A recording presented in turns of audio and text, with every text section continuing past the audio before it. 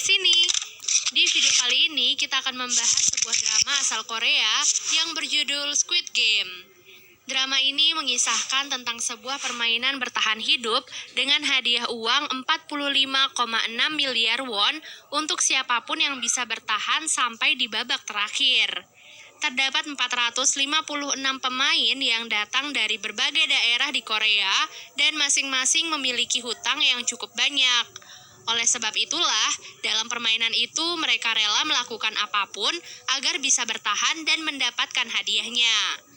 Sebelum kita ke alur ceritanya, jangan lupa untuk like, komen, subscribe, dan nyalakan loncengnya ya. Tanpa berlama-lama lagi, yuk langsung aja kita ke alur ceritanya. Film diawali dengan diperlihatkan seorang duda bernama Gi-hun. Ia bekerja serabutan dan menjadi beban bagi ibunya yang sudah tua. Karena hal itu juga, istrinya meninggalkannya dan menikah dengan lelaki lain. Bahkan hak asuh untuk putri semata wayang mereka juga jatuh kepada sang istri yang sekarang hidup bahagia bersama keluarga barunya. Dengan semua kesialan dalam hidupnya, Gi-hun mencoba menjadi ayah yang baik di hari ulang tahun putrinya. Ia nekat mengambil uang ibunya untuk dilipat gandakan dalam sebuah perjudian. Beruntungnya, ia berhasil memenangkan perjudian itu dan mendapatkan uang yang cukup banyak. Namun begitu keluar dari arena perjudian, ia langsung dikejar oleh para rentenir yang ingin menagih hutang pada Gi-hun. Melihat segerombolan rentenir itu, Gi-hun pun segera kabur untuk menyelamatkan uang-uangnya. Namun sayangnya ia tetap tertangkap.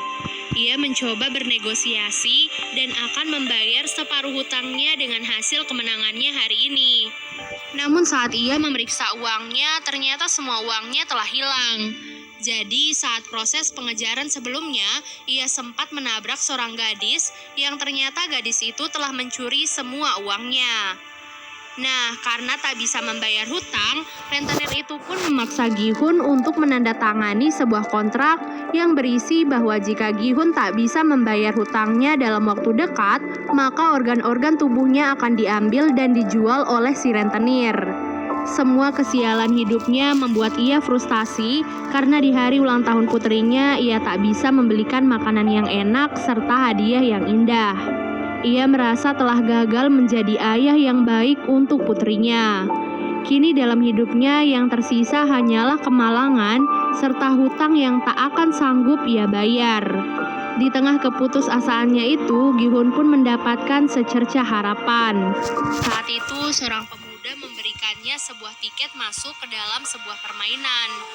Pemuda itu berkata bahwa jika Gi-hun berhasil menyelesaikan permainan di sana, maka ia akan mendapatkan uang yang sangat banyak. Mendengar hal itu, Gi-hun pun langsung tertarik dan mengikuti apa kata pemuda tersebut. Singkat cerita, Gi-hun dan orang-orang lain yang bernasib sama sepertinya dibawa menggunakan sebuah mobil. Mereka pun dibius untuk menjaga kerahasiaan tempat permainan tersebut. Selain itu, semua HP dan barang bawaan mereka juga disita dan akan dikembalikan nanti saat mereka pulang. Terdapat 456 peserta yang dikumpulkan di dalam sebuah ruangan besar. Tempat permainan itu dikelola oleh seseorang misterius bertopeng hitam dengan anak-anak buahnya yang menggunakan pakaian serba merah. Mereka sangat merahasiakan semuanya, bahkan identitas mereka tak boleh diketahui oleh siapapun. Di sana, Gi-hun bertemu dengan beberapa peserta lain. Di antaranya adalah Sang-woo, teman masa kecil Gi-hun, Il-nam, kakek-kakek yang penyakitan, seorang pekerja asing bernama Ali, seorang gangster bernama Dok-soo, seorang wanita bernama Mir-yong, dan gadis asal Korea Utara bernama Se-byok. Nah, Se-byok adalah gadis yang sebelumnya mencuri semua uang Gi-hun. Jadi saat melihatnya, Gi-hun pun menjadi sangat marah.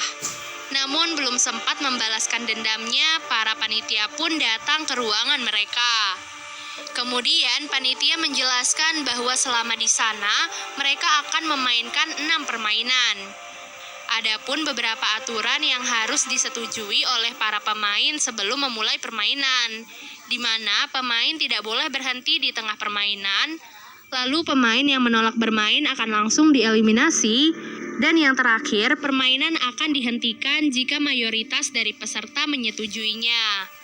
Setelah menyetujui semua persyaratan itu, para peserta pun diarahkan ke ruangan berbeda untuk memulai permainan yang pertama.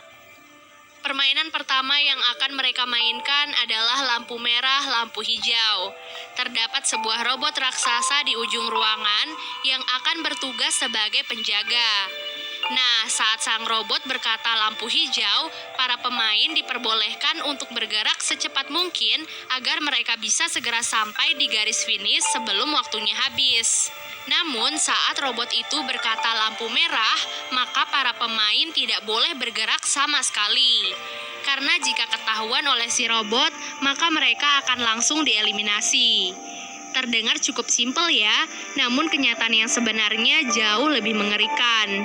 Bagaimana tidak, maksud dieliminasi dari permainan bukan hanya sekadar dikeluarkan, tapi ditembak hingga tewas. Peluru datang dari berbagai sudut. Semuanya telah diatur agar langsung menembak siapapun yang bergerak selama lampu merah. Karena hal itu, para peserta pun terkejut dan mulai berhamburan di arena permainan. Sayangnya, tindakan itu bukannya membantu mereka, melainkan membuat mereka semua mati sia-sia. Gi-hun dan beberapa pemain yang masih tersisa terpaksa harus terus menyelesaikan permainan meskipun mereka harus melihat ratusan mayat yang tergeletak tak terurus di sekitar mereka.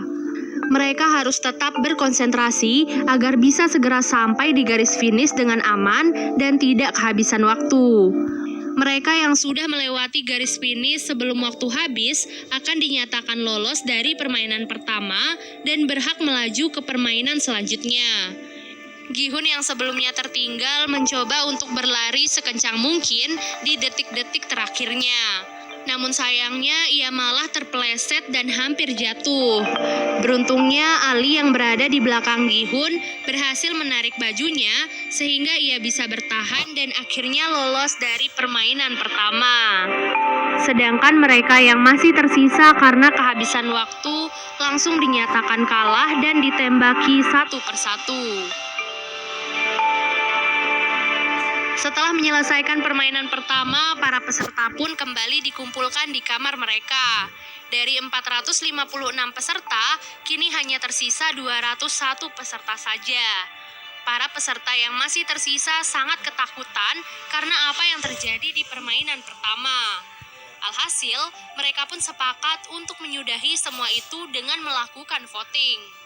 Sebelum melakukan voting, panitia mengingatkan kepada mereka bahwa kini hadiah yang terkumpul sudah mencapai lebih dari 25 miliar.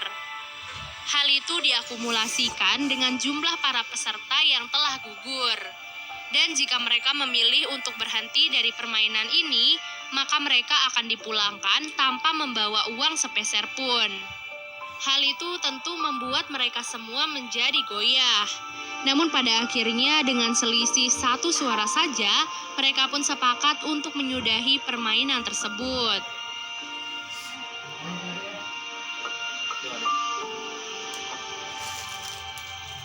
Setelah kesepakatan itu, para peserta pun akhirnya dipulangkan kembali ke daerah mereka masing-masing. Keesokan harinya, Gi-hun memutuskan untuk pergi ke kantor polisi dan melaporkan sindikat permainan yang kejam sebelumnya. Ia pun menceritakan semua kejadiannya sejak awal mereka dibawa sampai kembali dipulangkan. Polisi yang mendengar semua ceritanya hanya bisa tertawa. Kemudian Gi-hun pun memberikan tiket permainan yang sebelumnya ia dapatkan dari pemuda misterius sebelumnya. Di sana terdapat sebuah nomor telepon yang bisa dihubungi. Namun ketika si polisi mencoba mengkonfirmasi nomor itu, yang mengangkatnya malah seorang wanita biasa. Hal itu pun membuat polisi marah kepada Gi-hun dan menganggapnya telah gila. Tak lama kemudian, seorang polisi bernama Junho baru saja tiba di kantor polisi tersebut. Entah apa alasannya, ia terlihat tertarik dengan tiket permainan yang dibawa oleh Gi-hun. Ia bahkan meminta identitas Gi-hun pada para polisi yang mendengarkan cerita Gi-hun sebelumnya. Junho sepertinya mengetahui sesuatu yang janggal dari permainan tersebut. Tak disangka, ia juga memiliki tiket yang sama persis dengan milik Gihun. Tiket itu diketahui milik kakaknya yang sudah lama menghilang. Junho pun merasa bahwa kakaknya pasti ada di tempat permainan tersebut. Di tempat lainnya, Gihun yang pulang ke rumahnya merasa kebingungan mencari ibunya. Ternyata ibu Gihun saat ini dirawat di rumah sakit karena menderita penyakit